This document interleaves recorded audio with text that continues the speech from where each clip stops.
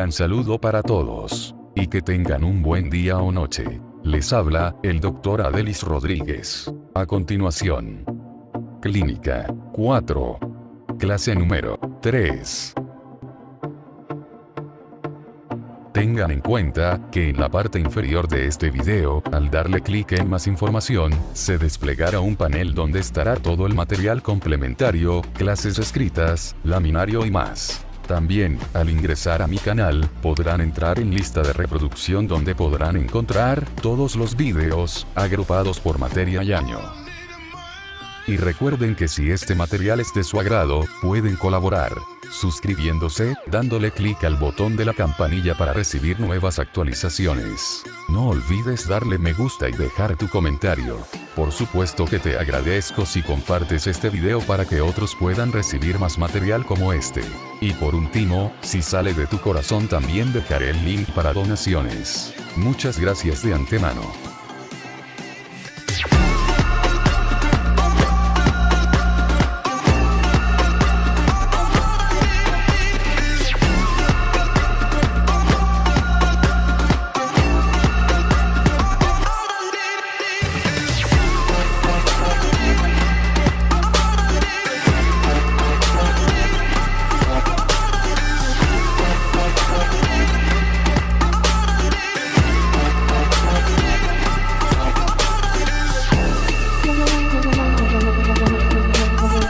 Reciban nuestro saludo al iniciar la tercera actividad orientadora de la asignatura Clínica 4, en la que estudiaremos la diabetes mellitus, una enfermedad conocida desde la antigüedad, como lo demuestran las descripciones del papiro de Ebers del año 1500 antes de nuestra era.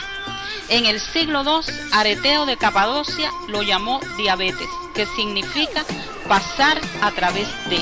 En el siglo XVII, Thomas Willis le añadió el término mellitus, que significa miel. Entre los hechos que marcan hitos en la historia de la enfermedad está el descubrimiento de las células beta del páncreas secretor de insulina por Langerhans. El descubrimiento y utilización de la insulina por el profesor Banting y su alumno ayudante Bess, y la introducción de los hipoglicemiantes orales en la década de los 50 del siglo XX. Esta enfermedad está catalogada como una pandemia mundial, pues afecta alrededor de 200 millones de personas y tiene un elevado índice de letalidad. Es una entidad en cuya prevención, control y rehabilitación el papel más importante es el del médico integral comunitario, quien puede actuar sobre los factores de riesgo para evitar la aparición de la enfermedad y brindar educación diabetológica al paciente y familiares para controlar y evitar la aparición de complicaciones. Al concluir esta actividad serán capaces de vincular los contenidos semiológicos, morfofisiológicos y morfofisiopatológicos con la diabetes mellitus, identificar los factores de riesgo que se relacionan con la aparición de esta enfermedad, describir el cuadro clínico, la evolución, el pronóstico y las complicaciones de la enfermedad, seleccionar las evidencias diagnósticas útiles para el diagnóstico de la diabetes mellitus, seleccionar la conducta terapéutica correcta en cada paciente portador de esta entidad. Esta entidad es un síndrome clínico metabólico caracterizado por hiperglicemia, glucosuria, cetonemia y cetonuria, debido a un déficit absoluto o relativo de insulina, que se traduce en alteraciones del metabolismo de los hidratos de carbono, las grasas y las proteínas, en cuyo origen intervienen factores genéticos y ambientales, con afectación multisistémica y de evolución crónica. Los datos epidemiológicos demuestran que la diabetes mellitus es un grave problema de salud pública mundial, pues tanto en países desarrollados como los que están en vías de desarrollo, su prevalencia va en incremento. Actualmente se estima que alrededor de 200 millones de personas la padecen y para el 2025 serán 300 millones los enfermos. Desde hace varias décadas, esta entidad está entre las primeras causas de muerte, la que se incrementa a partir de los 65 años de edad. Por otro lado, la diabetes mellitus se comporta como factor de riesgo mayor, pero controlable, para padecer ateroesclerosis, infarto agudo del miocardio, enfermedad cerebrovascular, insuficiencia renal crónica e infecciones como bronconeumonías y pielonefritis, las que pueden ser letales. Por su vigencia y por su utilidad en el momento de decidir la conducta terapéutica, estudiaremos la siguiente clasificación etiopatogénica. La diabetes tipo 1, en la que existe un déficit absoluto de insulina debido a la destrucción de las células beta, por procesos autoinmunes o por causa desconocida o idiopática. La diabetes tipo 2, en la que el déficit de insulina es relativo y se debe a resistencia a la acción de la hormona y en la que puede haber o no defecto secretor. Otros tipos etiológicos de diabetes mellitus son defecto genético en la diabetes lipoatrófica, defecto cromosómico como la enfermedad de Down, enfermedad del páncreas exocrino como la fibrosis quística y la pancreatitis crónica, endocrinopatías como el síndrome de Cushing, la acromegalia, el feocromocitoma y la diabetes mellitus inducida por medicamentos como los glucocorticoides y las tiazidas. Otro grupo importante lo constituye la diabetes gestacional. El factor etiopatogénico que define a la diabetes mellitus tipo 1 es el déficit absoluto de insulina debido a la destrucción de las células beta de los islotes de Langerhans. En algunos pacientes hay evidencias claras de autoinmunidad, como la presencia de anticuerpos antiinsulina y antiácido glutámico descarboxilasa, pero en otros pacientes no hay prueba de que participe un proceso autoinmune. En el origen de la diabetes tipo 1 participan los siguientes factores: la predisposición genética a padecer la enfermedad, como lo demuestra la tasa de concordancia más elevada entre gemelos monocigotos, y otro factor lo es la predisposición conferida por los genes alelos de la clase 2 del sistema principal de histocompatibilidad o HLA.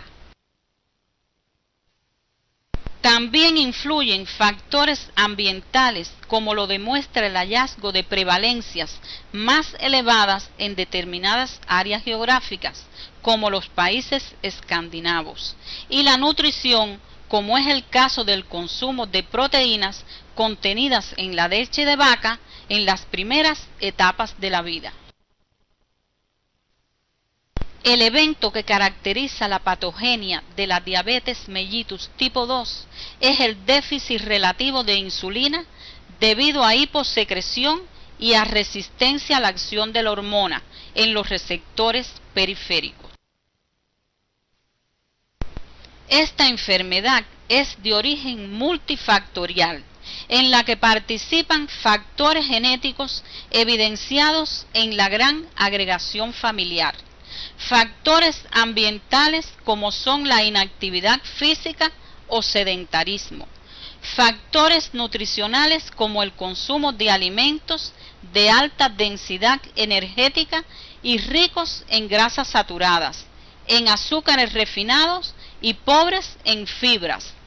El peso corporal y la distribución de la grasa como se ve en las personas obesas con distribución abdominal, y otros factores como el estrés y ciertos medicamentos ya mencionados. Para profundizar en estos aspectos etiopatogénicos de la diabetes mellitus, debes revisar tu libro de texto.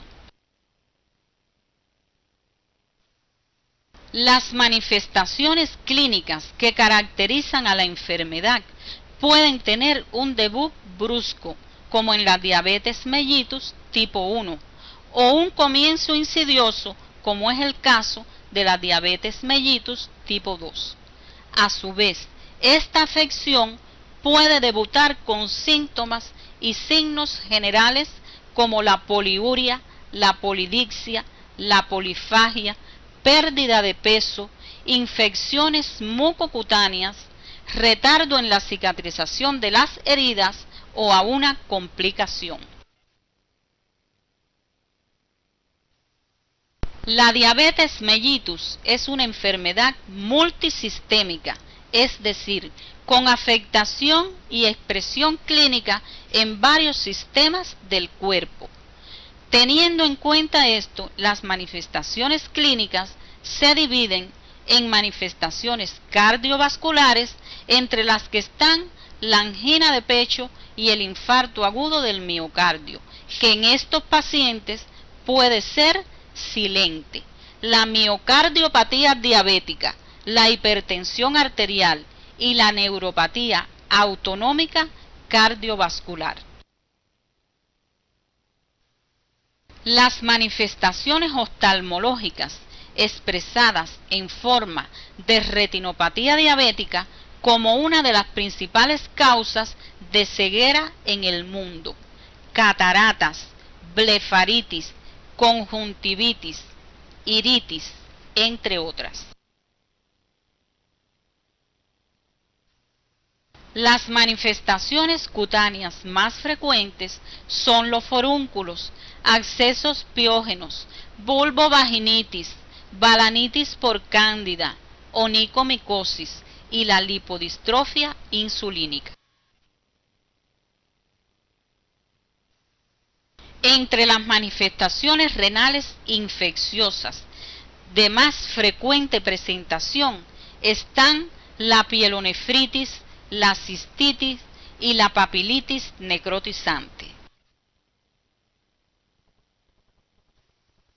Mientras que las manifestaciones renales no infecciosas son la nefropatía diabética expresada en forma de síndrome nefrótico o de insuficiencia renal crónica.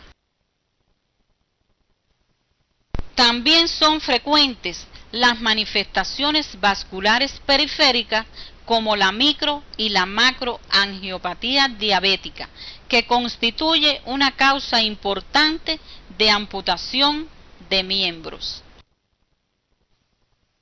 Por último, las manifestaciones neurológicas, cuyo principal exponente es la neuropatía diabética, que clínicamente se expresa en un florido cuadro de manifestaciones, entre las que se encuentran la pupila de Argyll-Robertson, la atonía y dilatación gástrica, la enteropatía diabética con mala absorción intestinal, la vejiga neurogénica, la disfunción eréctil, el pie neurodiabético y la artropatía de Charcot.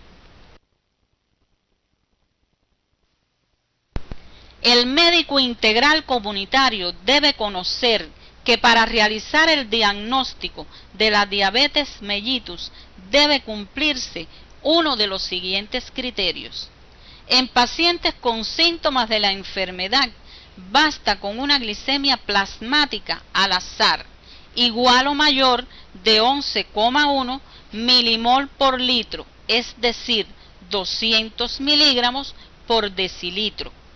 En pacientes asintomáticos, el diagnóstico se confirma con 2 glicemias en ayuna igual o mayor a 7 milimol por litro, que es lo mismo que 126 miligramos por decilitro, o con una PTG oral cuya glicemia plasmática a las 2 horas sea igual o superior de 11,1 milimol por litro.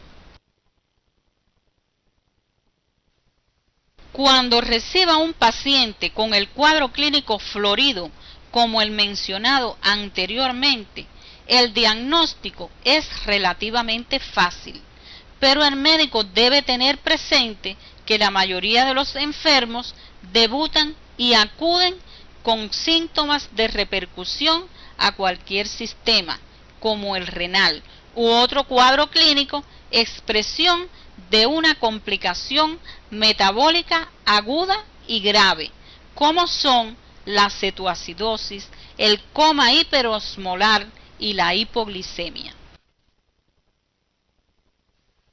Observa el cuadro que te mostramos en la pantalla, donde están resumidos los criterios diagnósticos de la diabetes mellitus y otras categorías de hiperglicemia según la glucosa plasmática.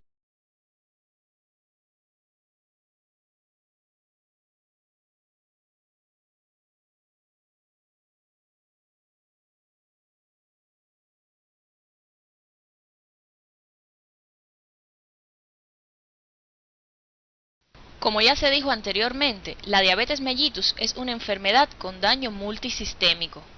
Las manifestaciones clínicas por afectación de cada órgano o sistema que se mencionaron con anterioridad constituyen por sí complicaciones de la enfermedad, a las que se añaden las complicaciones agudas, que son la cetoacidosis diabética, el coma hiperosmolar no cetóxico, la acidosis láctica y la temida hipoglicemia. Durante la semana podrás profundizar en estos y otros aspectos de la enfermedad en el seminario integrador y la discusión clínica integrada.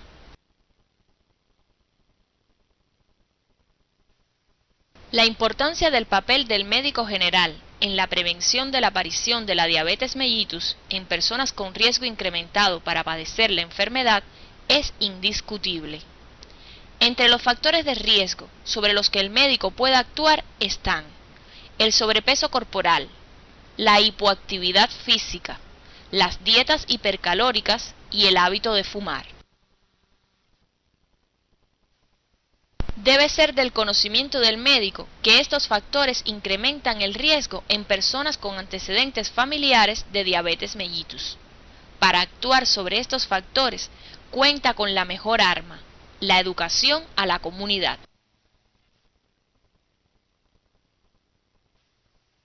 Ante un paciente diagnosticado como diabético, el médico general debe tener en cuenta los siguientes pilares o bases para su conducta terapéutica: la educación diabetológica, las indicaciones sobre la dieta a seguir, la realización de ejercicios, las indicaciones para el autocontrol, las orientaciones sobre el uso adecuado de medicamentos, ya sean hipoglicemiantes orales, insulina o combinación de ambos, y el tratamiento de otras condiciones asociadas como la hipertensión arterial, la hiperlipoproteinemia, las infecciones, entre otras.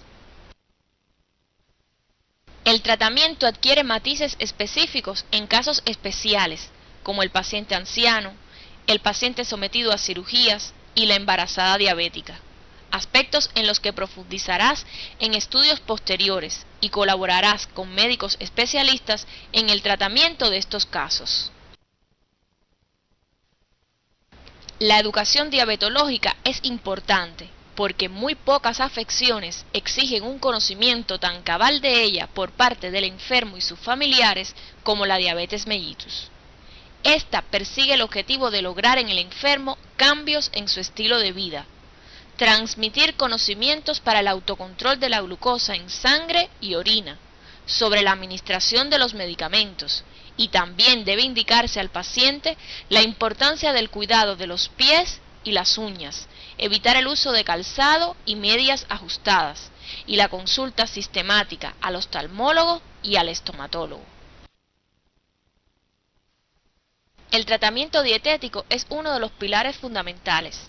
debe ser individualizado y persigue como objetivos mantener el peso corporal lo más próximo al ideal y alcanzar valores de glicemia, hemoglobina glicosilada y lípidos sanguíneos dentro de valores normales. Para conocer sobre el cálculo de las calorías de la dieta, de su composición y distribución de acuerdo al peso corporal del paciente y al tipo de actividad que realiza, revisarás tu libro de texto y profundizarás en el seminario de la semana. El médico integral comunitario debe orientar y controlar la actividad física del paciente e indicará ejercicios en dependencia de la edad, la preparación física y la labor que realiza. Se prefieren ejercicios aeróbicos y de intensidad moderada porque potencian la acción de la insulina. El autocontrol que el médico integral comunitario indicará a su paciente consiste en la realización, en el propio domicilio, de una serie de análisis sencillos que le permitirán monitorear su propio tratamiento. Estos son la glucosuria y la cetonuria a través de cintas reactivas, glicemia capilar en ayunas y 2 horas después de las comidas, 2 veces por semana al inicio del tratamiento y posteriormente 1 vez al mes, y la hemoglobina glicosilada cada 3 meses, que es considerada actualmente la variable más importante para definir el grado de control. Los medicamentos antidiabéticos que se emplean son los hipoglicemiantes orales y la insulina. Los hipoglicemiantes orales más usados son las sulfonilureas de primera generación como la tolbutamida, la clorpropamida y la tolazamida. Las sulfonilureas de segunda generación como la glibenclamida, la glipizida y la glicazida. Y por último, las sulfonilureas de tercera generación como la glimepirida. Otros medicamentos e hipoglicemiantes orales son las biguanidas como el metformin, los inhibidores de la alfa-glicosidasa como la carbosa, las tiazolidinedionas como el troglitazone y el rosiglitazone, y los derivados del ácido benzoico como el repaglinide. Para profundizar en tus conocimientos sobre las indicaciones, contraindicaciones, reacciones adversas y dosis diarias de estos, debes revisar el libro de texto y observar atentamente el cuadro que aparece en pantalla.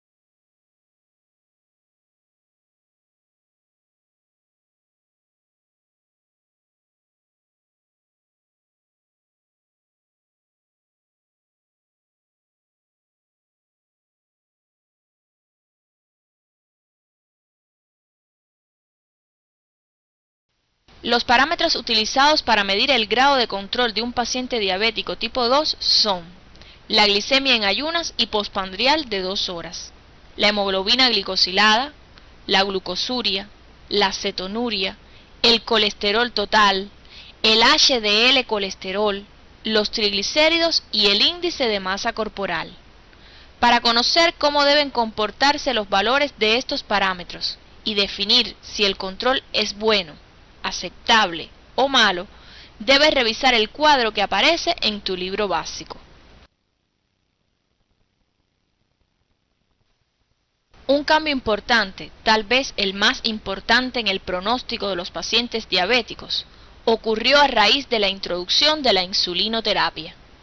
Los tipos y las características de las insulinas disponibles están dadas por su biodisponibilidad, origen, grado de pureza, concentración y solubilidad, aspectos sobre los que debes profundizar en tu libro de texto. Para decidir el empleo de insulina en el tratamiento de un paciente diabético, el médico integral comunitario debe tener en cuenta las siguientes indicaciones absolutas. Diabéticos tipo 1. Situaciones de urgencia como la cetoacidosis y el coma hiperosmolar. Diabéticos tipo 2, que no obtienen buen control con la dieta e hipoglicemiantes orales, diabéticos complicados con infecciones o traumatismos, diabéticos con pérdida excesiva de peso, diabéticos sometidos a cirugía y la embarazada diabética. En todas estas situaciones, tu actuación será coordinada con el especialista. Los parámetros empleados para medir el grado de control de un paciente diabético tipo 1 o de cualquier paciente diabético tratado con insulina son los mismos que se utilizan para evaluar a los pacientes que emplean hipoglicemiantes orales y que ya fueron mencionados anteriormente. A continuación pasaremos al estudio de la hipoglicemia, que como se dijo anteriormente, constituye una complicación dramática de la diabetes mellitus y debe ser del conocimiento del médico de la comunidad, ya que al consultorio o al cuerpo de guardia pueden arribar pacientes con este estado.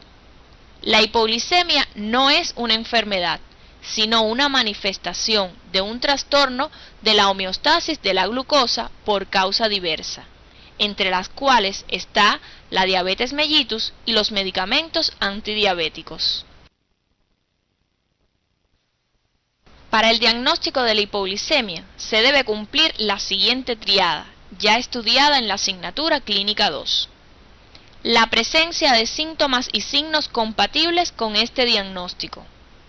La disminución en sangre de la glucosa verdadera por debajo de 2,2 milimol por litro, es decir, 40 miligramos por decilitro en menores de 60 años, y de 2,8 milimol por litro, o sea, 50 miligramos por decilitro en mayores de esa edad. Y el alivio de estos síntomas con la normalización del nivel de la glucosa en sangre. El médico debe sospechar la crisis de hipoglicemia ante un paciente con las siguientes manifestaciones clínicas: palpitaciones, cefalea, ansiedad, incapacidad para concentrarse, sudoración fría y pegajosa, fatiga, temblor, confusión, hambre, visión borrosa, irritabilidad, incoordinación, náuseas, comportamiento anormal, palidez o flushing, parestesias, hemiplegia, afonía, dificultad en despertar, convulsiones y coma. Ante alguna de las manifestaciones antes mencionadas, no dudes en la administración de glucosa, pues este tratamiento no pondrá en peligro al paciente como sí lo hace la hipoglicemia. El tratamiento de urgencia que debe instaurar el médico de la comunidad ante un paciente diagnosticado de hipoglicemia consiste en: si el paciente se encuentra consciente y la crisis es ligera, basta con la ingestión de 100 mililitros de jugos azucarados o de caramelos. Si el enfermo no coopera, se debe inyectar dextrosa hipertónica por vía endovenosa en cantidad suficiente para lograr la recuperación. En pacientes en los que la canalización venosa no sea practicable, se utilizan de 1 a 2 miligramos de glucagón por vía subcutánea o 0,5 mililitros de epinefrina en solución al 1 por mil. En tus guardias médicas podrás observar esta conducta con frecuencia. A lo largo de la historia, varias personalidades célebres han padecido de diabetes mellitus, como fueron los artistas Elvis Presley y Elizabeth Taylor, deportistas como el jugador de la NBA Adam Morrison, y personalidades religiosas como Juan Pablo II. En muchas obras encontrarás referencias a esta enfermedad, como es el caso del siguiente poema. La dulzura de tu cuerpo te desploma, y al sentir el sabor de tu alma, solo me sale decir que es una miel deliciosa.